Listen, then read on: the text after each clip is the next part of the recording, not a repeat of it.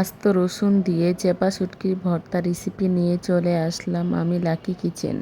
এই ভর্তা যদি থাকে আমার বাসায় মাছ মাংস কিছুই লাগবে না, গরম ভাতের সাথে একদম জমে যাবে। এই রেসিপিটা একবার হলেও বাসায় ট্রাই করবেন এবং খেয়ে আমাকে কমেন্টস করে জানাবেন। ভর্তা বানানোর জন্য এখানে আমি নিয়েছি 5টা চেপা শুটকি, নিয়ে নিলাম আস্ত রসুন, পেঁয়াজ কুচি, কাঁচামরিচ, পুঁইশাকের পাতা। গরম তেলের মধ্যে দিয়ে দিব রসুন, পেঁয়াজ কুচি। ভালোভাবে নেড়েচেড়ে ব্রাউন কালার করে নেব।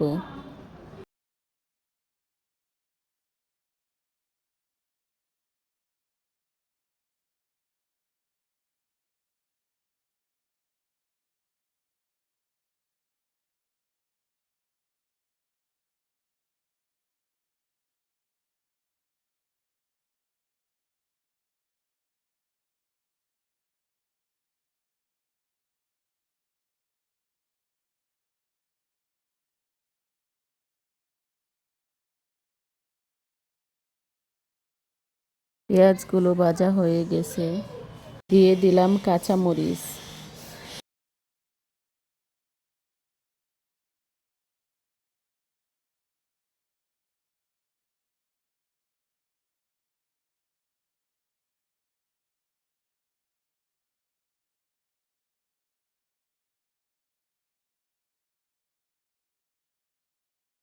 এক চামচ পেঁয়াজ বাটা দিয়ে দিলাম, দিয়ে আবারও ভালোভাবে নেড়েচেড়ে নেব।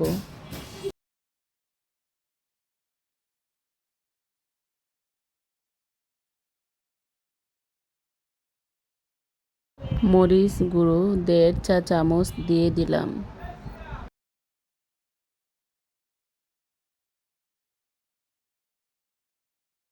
ধনিয়া গুঁড়ো 1/2 চা চামচ, হলুদ গুঁড়ো 1/2 চা চামচ দিয়ে দিলাম। সব মশলাগুলো এখন ভালোভাবে কষিয়ে নেব।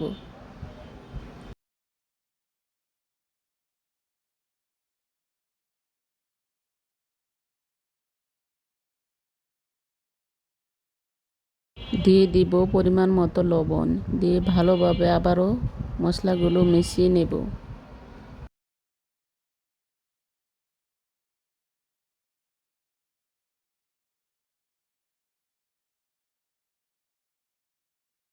এখন দিয়ে দিব পরিমাণ মতো পানি। মশলাগুলো ভালোভাবে কষিয়ে নেবেন, রান্নার স্বাদ দ্বিগুণ হয়ে যাবে।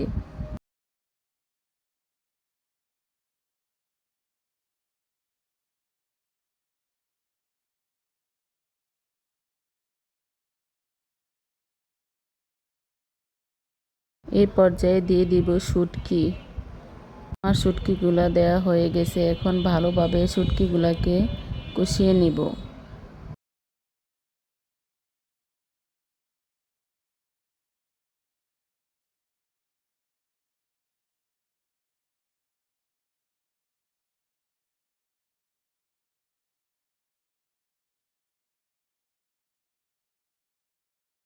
এখন দিয়ে দিব পুঁইশাক পাতা।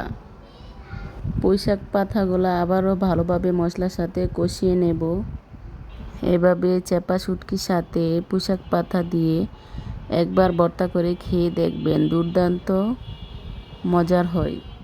আমি তো এই ভর্তা খেয়ে ভর্তার ফ্যান হয়ে গেছি। আপনারা একবার হলেও আমার রেসিপিটা ফলো করে রান্না করে খেয়ে দেখবেন, দুর্দান্ত হবে। আসলে সবসময় মাছ গোশ খেতে খেতে অনেক সময় ভালো লাগে না, তখন যদি এরকম একটা ভর্তা থাকে একদম পারফেক্ট। আমার মতো ভর্তা পাগল কারা অবশ্যই কমেন্ট করে জানাবেন। এদিকে আমার পুঁইশাক পাতাগুলো একদম কষানো হয়ে গেছে।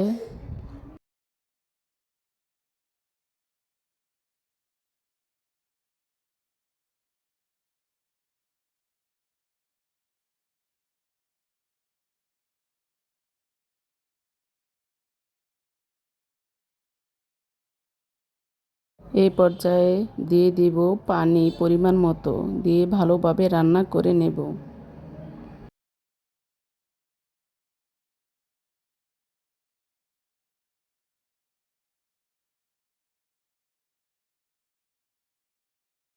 এই তো আমার রান্নাটা কমপ্লিট হয়ে গেছে, দেখুন কতটা লোভনীয় হয়েছে।